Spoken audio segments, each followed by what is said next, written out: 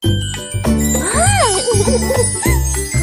Stories Telugu. ఆ రోజు రాత్రి నా జీవితంలో మంచి లవ్ స్టోరీ ఎప్పుడు స్టార్ట్ అవుతుందా అని ఆలోచిస్తూ నడుస్తున్నాను. అంతలో ఎవరో ఒకరు నాకు డాష్ ఇచ్చారు. ఎవరా అని కోపంగా చూశాను. అతను చాలా అందంగా ఉన్నాడు. ఒక్క క్షణం అతని కళ్లలోకి చూస్తూ ఈ లోకం మర్చిపోయాను. ఎంతో విచిత్రమైన ఫీలింగ్. అంతలో తను వెళ్ళిపోయాడు. నేను అనుకున్నాను, అంత హ్యాండ్సమ్ అబ్బాయి నా వైపు ఎందుకు చూస్తాడు అని. అతడిని మళ్లీ చూడాలని క్యూరియాసిటీతో వెనక్కి తిరిగాను. అతను తన స్టైలిష్ కార్ ఆపి మరీ నా వైపు చూస్తున్నాడు. ఆ ఇన్సిడెంట్తో నా ఫేస్ చందమామలా వెలిగిపోయింది. I feel blushing. తను కూడా నవ్వుతూ వెళ్ళిపోయాడు. ఫైనల్లీ నాకు తెలియకుండా ఆ హ్యాండ్సమ్ అబ్బాయికి పడిపోయాను. మళ్ళీ అతడిని ఎప్పుడు చూస్తానా అని ఆలోచిస్తూ నడుస్తున్నాను. అంతలో ఒక భయంకరమైన రూపంలో ఉన్న గోస్ట్ నన్ను గాలిలోకి తిప్పుతూ భయపెట్టింది.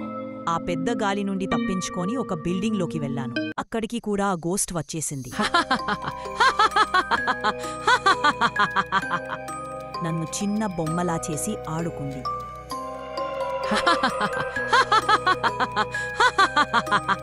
వికృత రూపంలో ఉన్న ఆ దయ్యం భారీ నుండి తప్పించుకొని వెనక్కి తిరగకుండా పారిపోయాను. అలా ఒక ప్యాలెస్ లాంటి బిల్డింగ్లోకి వెళ్ళి స్టెప్స్ దిగుతూ అక్కడ జనంతో కోలాహలంగా ఉండటం చూశాను. అక్కడ అందరూ నా వైపు వింతగా చూస్తూ గుసగుసలాడుతున్నారు. కంగారుగా నడుచుకుంటూ ముందుకి వెళ్ళాను. అక్కడ మళ్ళీ ఆ హ్యాండ్సమ్ అబ్బాయిని చూశాను. అతను పెద్ద సెలబ్రిటీ అనుకుంటా. అతని స్పీచ్ వినడానికి చాలామంది జనం వచ్చారు.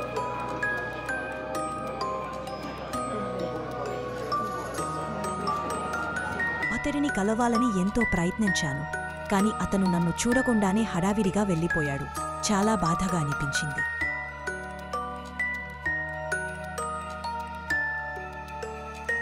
నిరాశ నడుస్తున్న నాకు సడన్ గా సోల్మేట్ కనెక్షన్ లాగా మళ్ళీ ఆ హ్యాండ్సమ్ అమ్మాయి కనిపించాడు. అతన్ని ఈసారి ఎలాగైనా మీట్ అవ్వాలని గబగబా నడిచాను. బట్ మళ్ళీ ఫాస్ట్గా వెళ్ళిపోతున్నాడు. ఈసారి అతన్ని ఫాలో అయ్యాను. తను ఏదో హౌస్లోకి వెళ్ళిపోయాడు.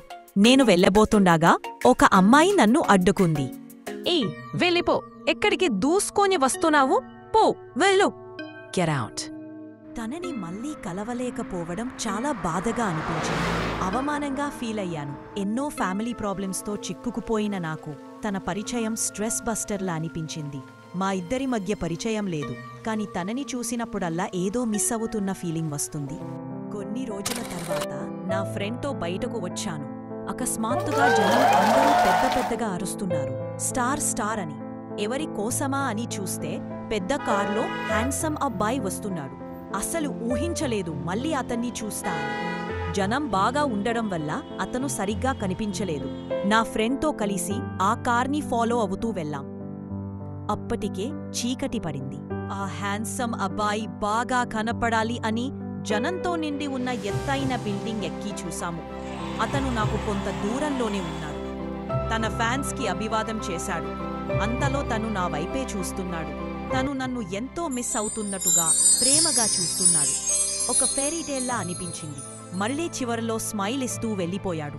నా ఫేస్లో స్మైల్ వచ్చింది. ఆ రోజు నుండి అతని ఊహల్లోనే గడిపాను. డ్రీమ్స్ కూడా వచ్చేవి. అలా కాలం వేగంగా ముందుకు వెళ్ళింది.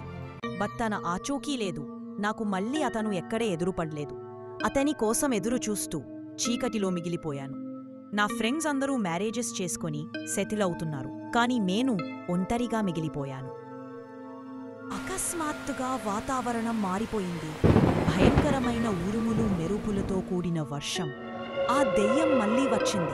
పెద్దగా నవ్వుతూ నా వైపు వస్తుండగా ఎవరో బైక్ వేసుకొని లైట్తో వస్తున్నాడు. అంతలో క్లైమేట్ నార్మల్గా మారిపోయింది. చీకటి తొలిగి వెలుతురు వచ్చింది. ఆ వెలుగులో దయ్యం కాలిపోయింది.